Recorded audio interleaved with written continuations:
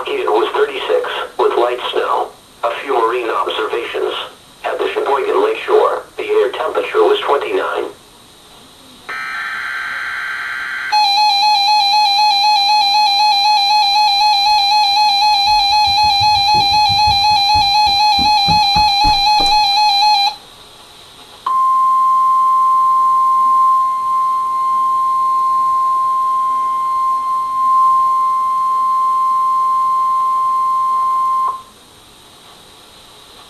This is a test of the no-weather radio warning device.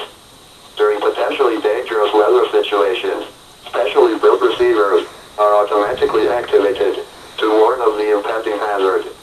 Tests of these receivers normally are conducted by the National Weather Service every Wednesday around noon. When there is a threat of or existing severe weather in the area on Wednesday, the test is postponed until the next good weather day.